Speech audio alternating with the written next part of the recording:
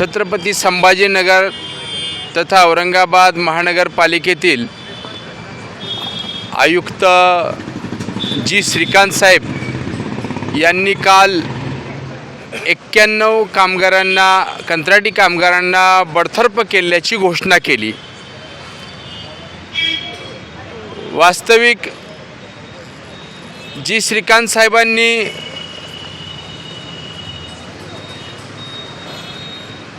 स्वतः ही घोषणा करणं की मी कंत्राटी या कामगारांना बडतर्फ करत आहे कारण ते अत्यावश्यक सेवेत काम करत आहेत हे देखील त्यांनी कबूल केलं।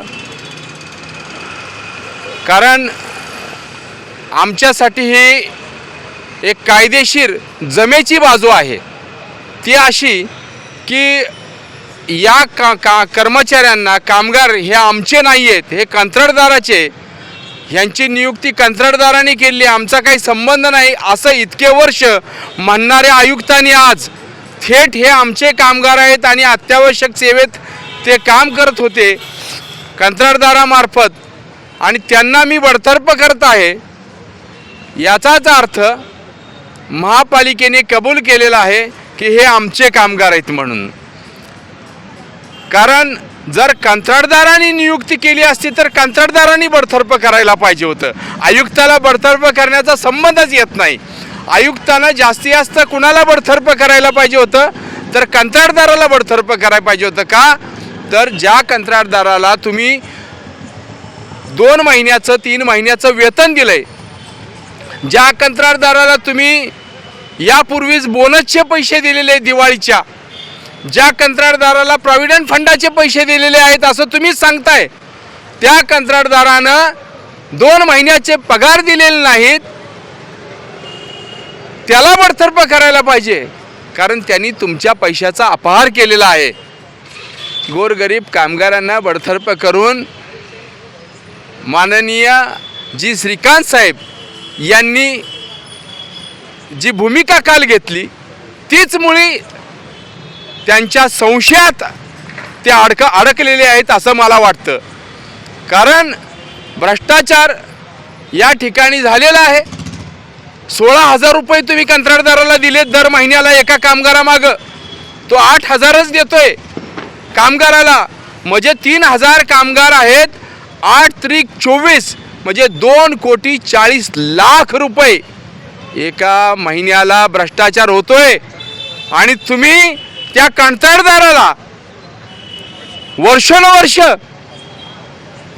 जो भ्रष्टाचार करतोय ते पैसे कुठे गेले सांगत नाहीये किंवा त्याची तुम्ही चौकशी करत नाही, त्या कंत्राटदाराला तुम्ही काळ्या यादीत टाकायचं सोडून गोरगरीब कामगार ज्यांना 2 महिने पगार नाही, दिवाळी आलेली आहे आणि ते दिवाळीचे पैसे पगाराचे मागायला ते कमिशनरकडे चालले होते।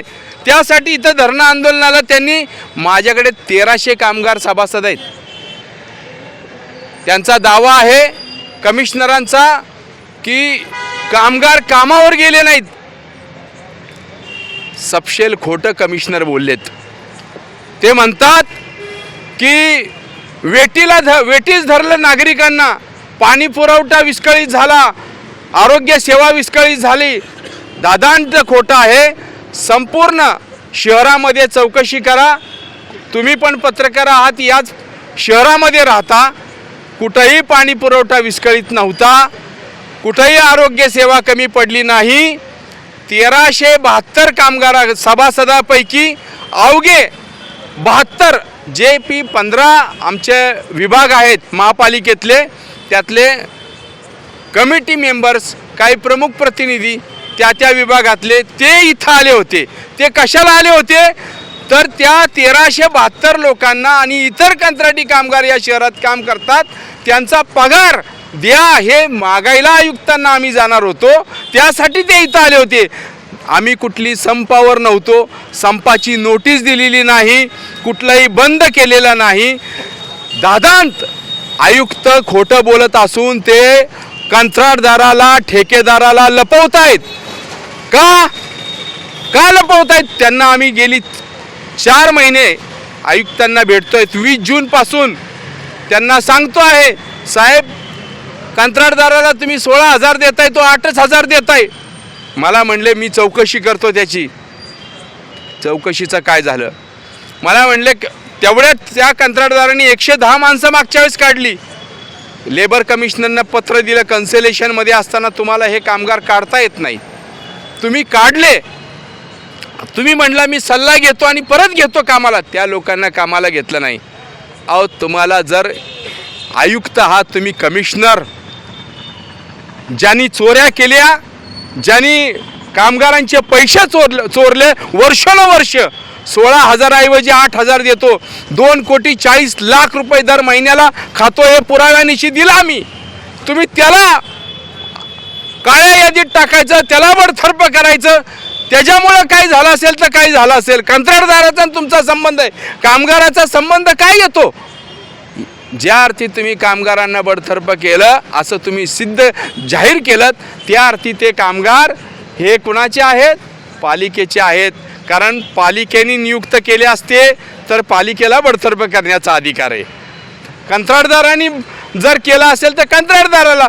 तुम्ही स्वतः प्रेस कॉन्फरन्स घेऊन जाहीर करताय की यांना मी बडतर्फ करत आहे, याचा अर्थ ते पालिकेत काम करत होते. आणि दुर्दैव असं आहे की आयुक्त महोदयांना आम्ही पत्र लिहिलेलं आहे. त्या पत्रात आम्ही सांगितलेलं आहे की हे पगार मागायला आले होते लोक, हे कुठल्याही मी संपाची आम्ही नोटीस कधी दिलेली नाही आहे, आम्ही संपावर जातोय म्हणून सांगितलं नाही. कुठंही पाणी विस्कळीत झालं दिवसभरात काल, आणि तुम्ही त्या कंत्राटदाराला वर्षानुवर्ष जो भ्रष्टाचार करतोय, ते पैसे कुठे गेले सांगत नाहीये किंवा त्याची तुम्ही चौकशी करत नाही.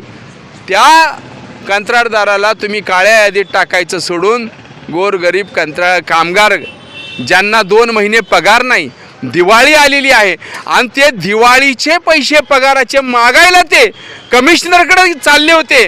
त्यासाठी इथं धरणं आंदोलनाला त्यांनी, माझ्याकडे 1300 कामगार सभासद आहेत, त्यांचा दावा आहे कमिशनरांचा की कामगार कामावर गेले नाहीत. सपशेल खोटं कमिशनर बोललेत. ते म्हणतात की वेटीस धरलं नागरिकांना, पाणी पुरवठा विस्कळीत झाला, आरोग्य सेवा विस्कळीत झाली. दादांत खोटं आहे. संपूर्ण शहरामध्ये चौकशी करा. तुम्ही पण पत्रकार आहात, याच शहरामध्ये राहता. कुठंही पाणी पुरवठा विस्कळीत नव्हता, कुठंही आरोग्य सेवा कमी पडली नाही. 1372 कामगार सभासदापैकी अवघे 72 JP15 आमचे विभाग आहेत महापालिकेतले, त्यातले कमिटी मेंबर्स, काही प्रमुख प्रतिनिधी त्या विभागातले, ते इथं आले होते. ते कशाला आले होते तर त्या 1372 लोकांना आणि इतर कंत्राटी कामगार या शहरात काम करतात, त्यांचा पगार द्या हे मागायला आयुक्तांना आम्ही जाणार होतो. त्यासाठी ते इथं आले होते. आम्ही कुठली संपावर नव्हतो, संपाची नोटीस दिलेली नाही, कुठलाही बंद केलेला नाही. दादांत आयुक्त खोटं बोलत असून ते कंत्राटदाराला, ठेकेदाराला लपवतायत. का लपवतायत? त्यांना आम्ही गेली 4 महिने आयुक्तांना भेटतोय. 20 जूनपासून त्यांना सांगतो आहे, साहेब कंत्राटदाराला तुम्ही 16,000 देताय, तो 8,000 देताय. मला म्हणले मी चौकशी करतो त्याची. चौकशीचं काय झालं? मला म्हणले तेवढ्यात त्या कंत्राटदारांनी 110 माणसं मागच्या वेळेस काढली.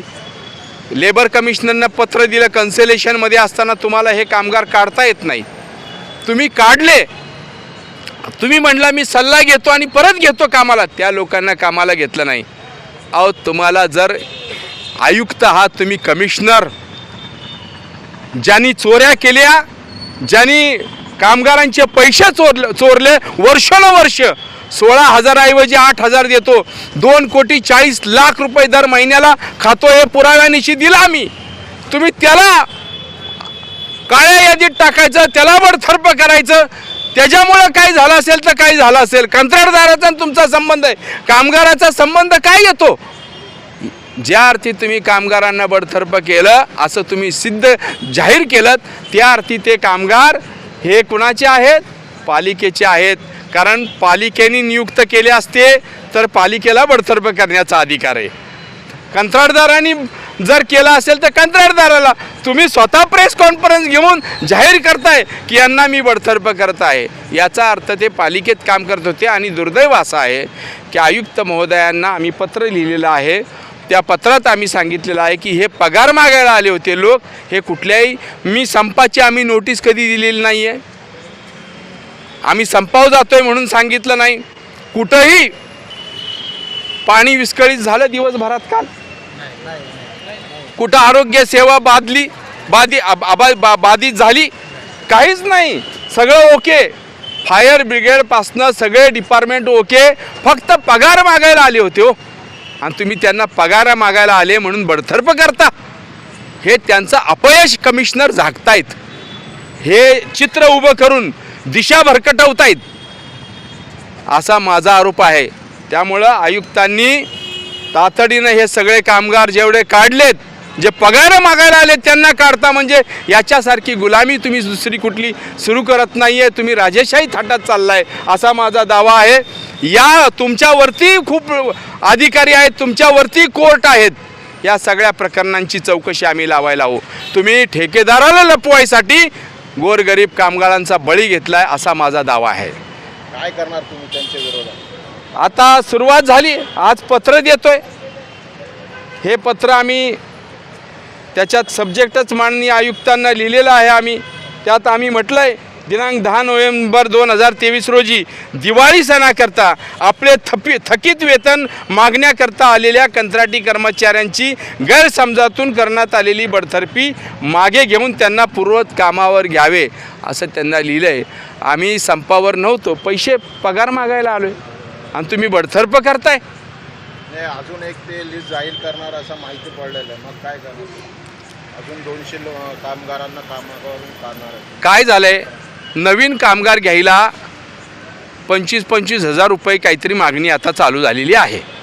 ते पैसे मिळावेत म्हणून हे जुने काढायचे, आणि ते आले तर ते आल्या लगेच किमान वेतन द्या म्हणणार नाहीत, कारण 10-10 वर्षे हे काम करतात. आता हे हक्क मागायला लागलेत, म्हणजे नवीन आले की 8,000वरच करणार, ते युनियन करणार नाहीत.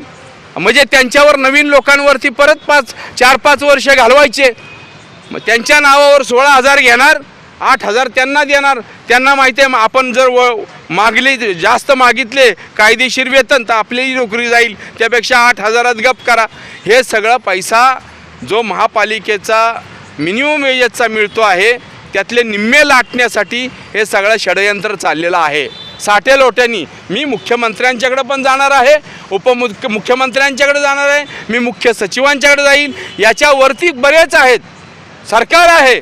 जर सरकार यांना पाठीशी घालत असेल, जर कुठली कारवाई नाही केली, या प्रकरणाची पूर्ण सखोल चौकशी नाही केली, किती करोड आत्तापर्यंत गेले, तर याच्यावरती हायकोर्ट आहे, सर्वोच्च न्यायालय आहे. मला न्यायदेवतेवर विश्वास आहे आणि सरकारवर पण विश्वास आहे, सरकार पण आमचंच आहे.